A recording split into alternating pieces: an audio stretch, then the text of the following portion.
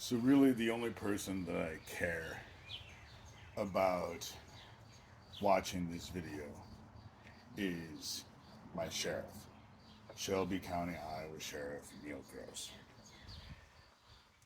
I've done a lot of thinking, Neil, about the last two exchanges that we had.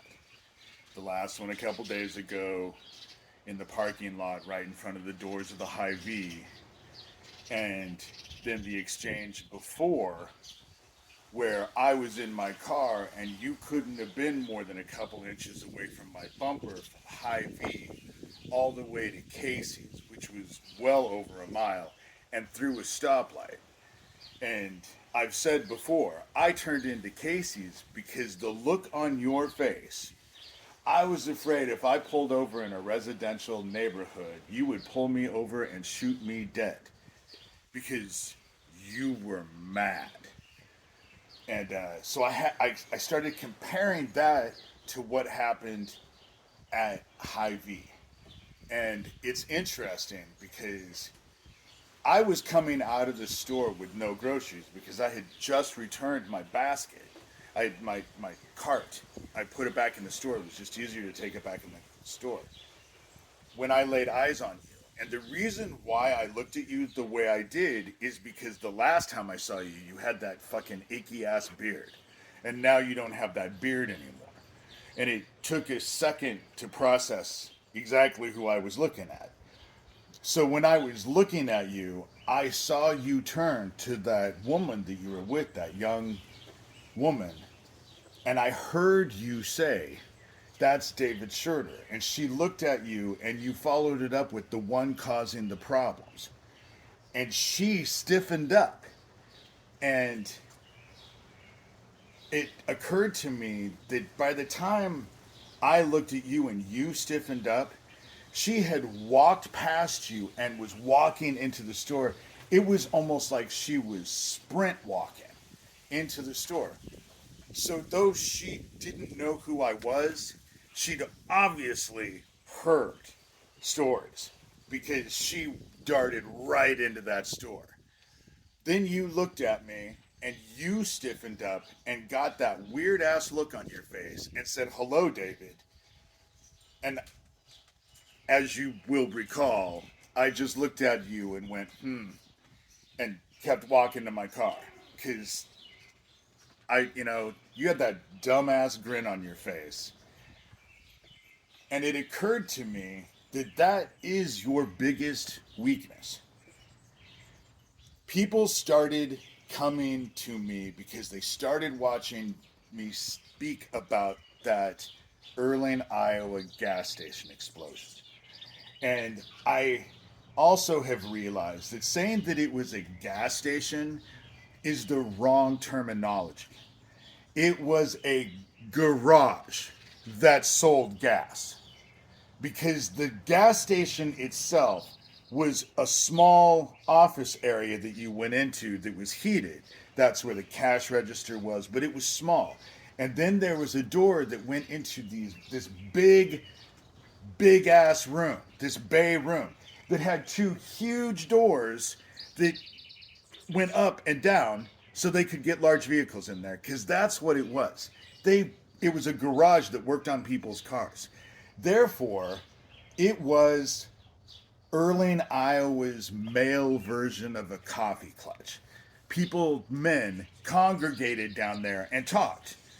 So this room, this huge ass room, was supposed to have collected so much vapors from gas that nobody smelled it, and it caused a huge explosion. And that explosion was caused by gas vapors that nobody smelled, even though they were always in that room, because of an air compressor. But the reason an air compressor would explode is because too much air was compressed in it. That's what would happen. So that doesn't even make sense. Does not even make sense. The whole thing, let alone there only being one explosion, on the official paperwork when there was actually two that were 9.5 minutes apart. The thing about it, Neil, is that the issue that I have with you is that you're protecting child killers. Flat out. You're protecting child killers. Because that's what I'm going after. That's what I was after in Washington. Doug Mesner, Lucian Greaves, founder of the Satanic Temple. But he and I sparred for a decade. But it's not any fun to deal with him anymore after he got a hold of me as chief handler on Twitter and offered me any amount of money I wanted if I would just stop. And when I told him to shove his money, he offered me, and he had other things that he could offer. And it's no fun to play with him anymore. And Neil, the reason why Thomas Schoenberger and Tara Joyce can't crawl up your ass fast enough and sing your praises loud enough is because they realize in this house of cards, it only will take one. It'll only take one. And as far as I'm concerned, where I look at this whole situation, you're it. Mesner's no longer it. What I know about your meth operation is that it is so open that people talk about it out on the streets. People actually know about it and talk about it. And when I ask them why nobody does anything, everyone says nobody can do anything. But I'm not under that misconception. But I realize that your group is. Your group that has been working, you have been under this misconception that you are completely untouchable. Nobody could possibly come against you. Everything is shored up. And so therefore, you have acted with impunity. You haven't bothered to really cover anything up, as far as I can see. The major details might be people don't know exactly what's going on, but they know enough to know that it is going on. And that's enough. That's enough for investigators to go through. And so when they start looking and they find this shit, because they're gonna find this shit. Are you kidding me? You know? It's gonna take you down. That's why the dude that was a couple inches from my bumper, who looked like he wanted to murder me while he was driving his police car, that's the real you. This dude that stiffened up and got that smug ass smile on your face when we were in front of the doors of a grocery store, that's fake you. And what I know is that I'm really good at wiping off people's smug ass smiles. Because the people who have those smug ass smiles, there's a smile on your face, but there's no smile in your eyes. And usually when you have that fucking look, you have malice on your mind. That's what goes along with that smug ass shit. So I started thinking about it and started thinking about how stupid this gas station thing is. And the very fact that you knew in real time that there were criminals who were saying they were in my town. And let me remind you, Daniel Dowd knew about Owen before I did. He knew the night before when it happened. Because I didn't understand what was going on till the next day. And you got all those emails. You were informed of everything. And yet you protect them. And they are all criminals in criminal activities that I have pointed out repeatedly. And the only ones that are saying that there's nothing to look at here is them and you. And that's the reason why you have to be my focus, because you're their guard dog.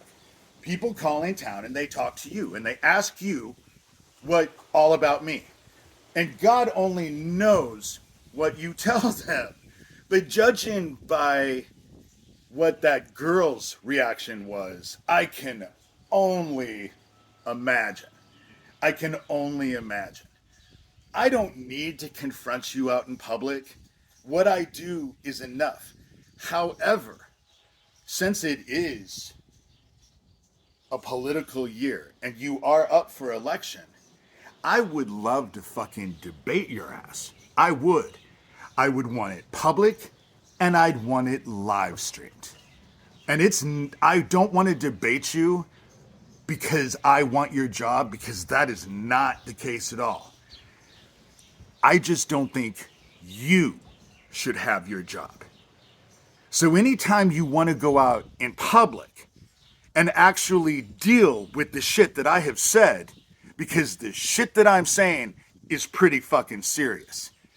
If someone was telling people that I protect child killers, I'd have a fucking issue with it and I'd want to deal with it, especially in an election year. But you want to talk shit. Gossip works really good out here in small town Iowa. It does. But I don't play those games. So you want to play? Let's debate.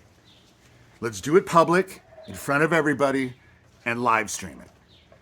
And let's put our issues with each other out on the table and see how it all falls out. If you're the big man and you have everything in charge, because once I take you down, they're gonna figure out that I'm telling the truth about all the rest of them. And they're convicted criminals.